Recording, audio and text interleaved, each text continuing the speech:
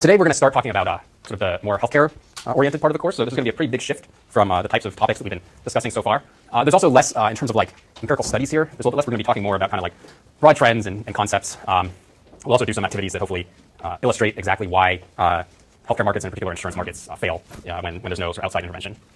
So if you just came in, there's a sign-up sheet going around that you should just put your name on if you want to receive a little bit of extra credit. So the title on these slides is, why should we care about healthcare expenditures? So what we're going to start talking about is essentially both the overall amount that we pay for healthcare in the United States, and then also how it's paid for.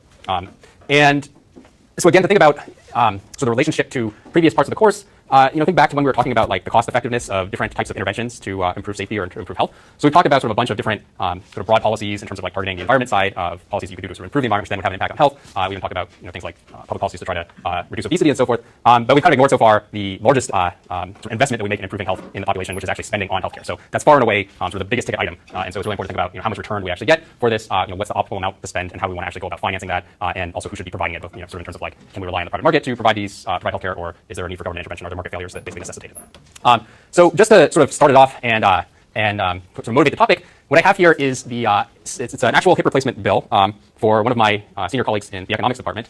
And there's sort of two things that I think are really interesting about this bill, especially for people who aren't really that familiar with the healthcare system. So hopefully that includes most of you, in the sense that you guys are all young. You should, in general, be pretty healthy, and so hopefully you haven't had to go to the hospital and be an inpatient for several days and essentially spend or have spent on you like a lot of money in terms of providing healthcare. But we all age, and eventually you probably get to a point in your life cycle where you do become a larger consumer of healthcare. And once you get to that point, you start to realize just how much it costs. So this is, as I said, this is a sample hip replacement bill. This is from a few years ago. I think it was at CPMC, which is one of the hospitals in San Francisco. And you can see basically everything is just really, really expensive. So you start out at the top, you have room charges of like $11,517. I forget exactly how long his stay is, but this was not like a 6-week stay. This was like maybe 2 days or something like that. So that's just the charge for occupying the room. So this is a hip replacement. So basically they're going in and they're surgically implanting an artificial hip because like his normal hip is worn down. Also they can actually replace it with an artificial hip, and that can substantially improve mobility for a pretty long period of time, although eventually even the artificial hip will wear down. And so it's a major surgery. So then you have all these other things. So circulatory support is basically supporting the circulation system during the surgery. That's like $3,000. There's labs and pharmacies. There's several $1,000s. The operating room, basically, there's a charge of about $40,000. Next. Does everybody have their name on this list? Can you pass it back and then pass it back up? So the operating room is like the majority of the bill right there, $43,000. And then there's all this other stuff, because after he actually there's the anesthesia itself, which is $5,000, and then even after that, there's this post anesthesia charge that's a couple $1,000s. PT is relatively cheap, I guess, or is that radiology? That's radiology. Okay, so you can take some X-rays. That doesn't cost very much, but then the PT costs substantially more. So all of this adds up, and it turns out this doesn't even include like everything. So I think it doesn't necessarily include the amount that goes to the surgeon and so forth. And the total, basically the total charge is, I think, this $60,000.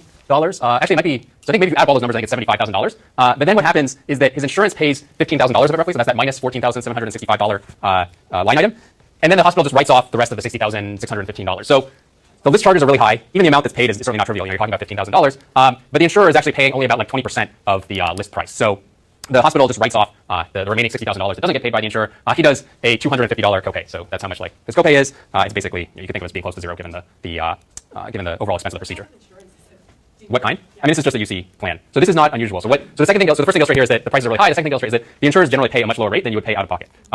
So basically because they have much more bargaining power than an individual who comes in off the street. So, if you were paying for this out of pocket, basically, if you're really rich, then maybe you wouldn't care. You would just pay $75,000 or something if you're essentially self-insuring.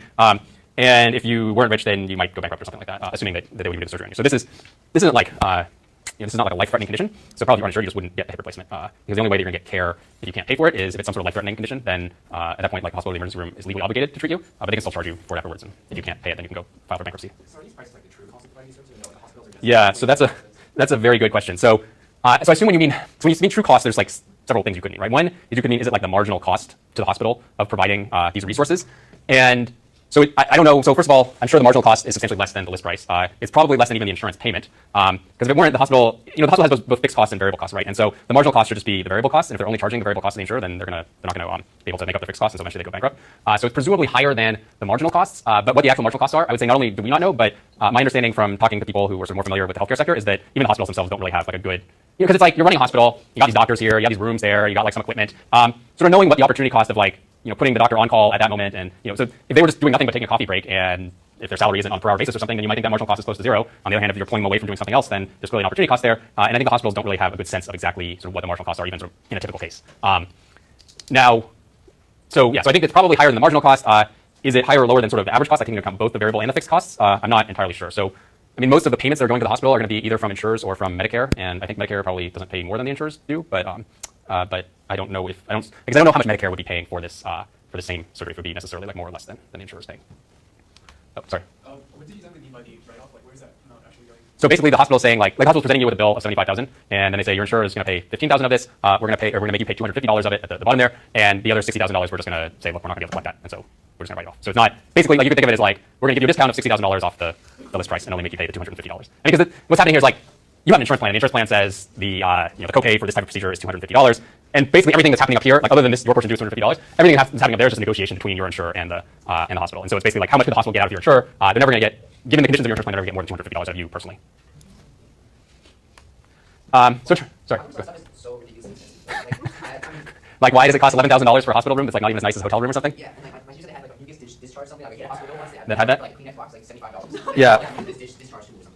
So I think that's the like $64,000 question or whatever, in the sense that, so I think part of this is like they have very high overhead costs, and they're just trying to like recover those overhead costs one way or the other. So not unlike if you're flying out and they're like, okay, it's going to be $25 to check that bag. I mean, compared to $11,000 for a hospital room, that sounds pretty reasonable. But it's like the cost of United Airlines of checking the bag, marginal cost is not $25. It's basically like, they're losing money on people who don't check bags, and they need to like make up these the money they're losing by charging inflated fees for lots of stuff. So I think that's a lot of these things you wouldn't really want to view as sort of like a marginal cost. So they're charging high to compensate for the uninsured people who don't pay. Well, so you have some of that the insured are subsidizing the uninsured, but I mean the majority of people that the majority of people that are being treated do have some form of insurance, either private insurance, which is basically employer provided, or Medicare, which is the government's insurance program for everybody who's over age 65. And then you have some Medicaid too, which is there's one thing that you get out of the section. It should be that Medicare is government provided insurance for old people, and Medicaid is government provided insurance for poor people, particularly poor children. And I think with Medicaid, so the hospitals get compensated pretty well with Medicare. With Medicaid, I think the compensation rates are considered to be pretty low. So you could think that maybe there's some cross-subsidization going on between like Medicare and private insurance on the one hand, and then Medicaid on the other hand. But again, it's like even the idea of cross-subsidization is hard to quantify exactly, just because nobody, even hospitals themselves, don't really know exactly like what the marginal cost is of many of these procedures.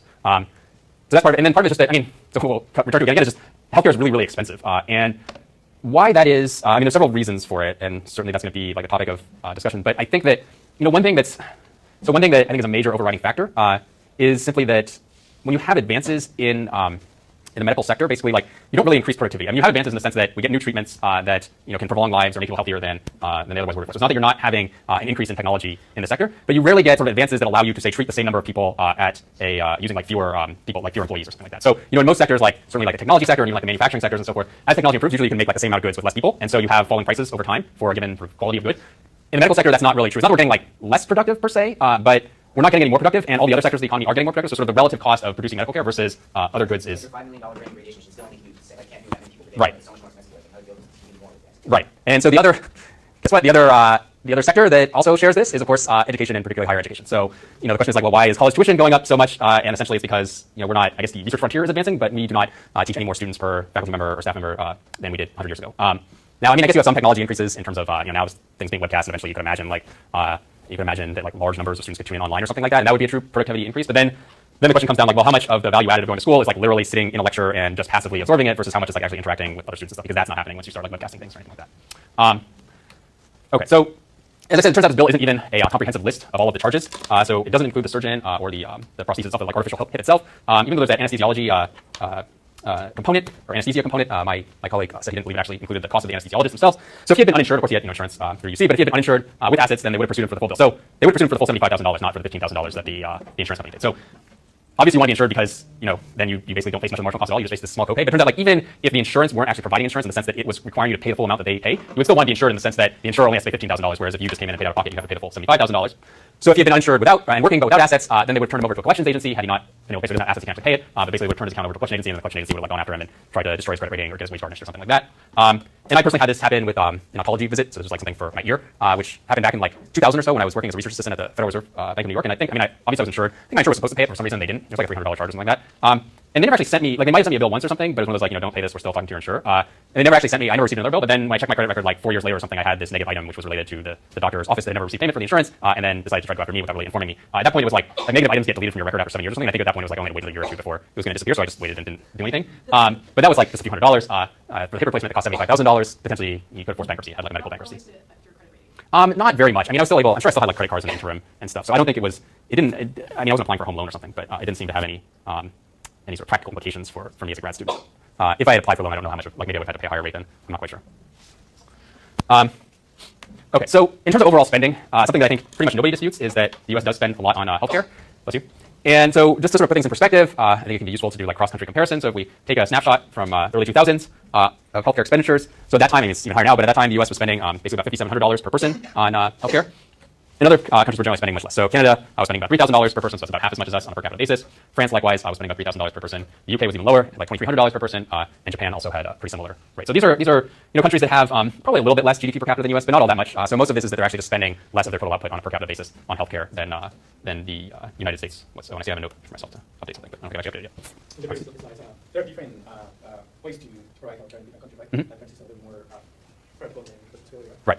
I mean, that makes the difference of the cost. Yeah. So I mean, I think a big question is why is it that the U.S. spends so much more than these other countries? And certainly, it's, at the end of the day, it has to come down to how they're setting up their healthcare systems. But there's a lot of differences potentially between these What's systems. interesting is like it already says that things that are resources that are being used are provided by foreigners, institutions that become separate, but it's the opposite. Yeah. So I mean, so we're going to talk about that. And there are a lot of market failures in the healthcare market. And I think it's sort of the sum of all those market failures that helps drive costs very high in the U.S. Relative to other countries. This doesn't really have to do, the cost does it have to do with like insurance?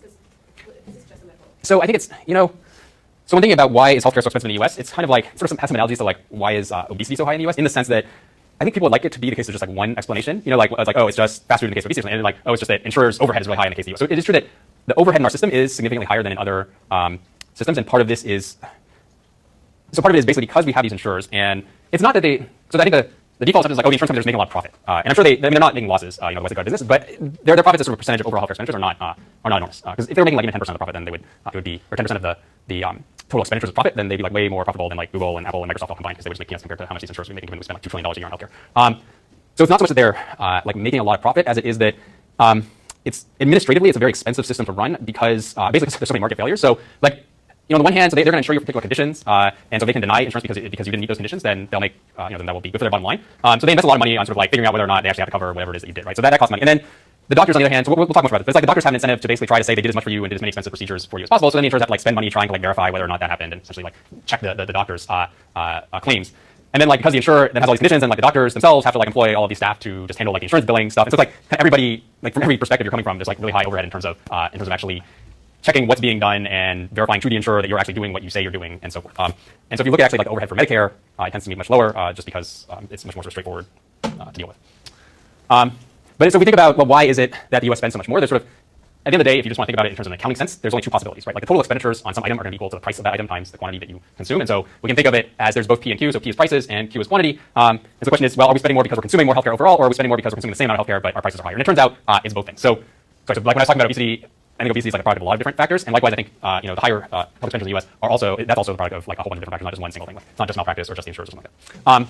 So the quantity in the U.S. is higher. So other countries, for example, Canada, are more likely to have rationing. So we think of rationing as being like, well, here's the total amount of care that we're going to provide, and even if people maybe want some more, we're not going to expand upon that.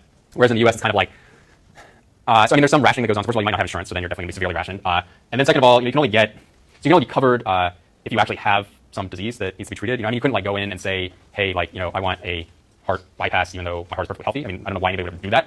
But technically, you do actually have to have the disease. Not like you can just go and consume like all you can eat, like a buffet or something. But that's for like procedures that are clearly linked to a specific cause. There's really nothing that prevents you from just going to the doctor as often as you want to go to the doctor and say like, hey, I just feel kind of bad.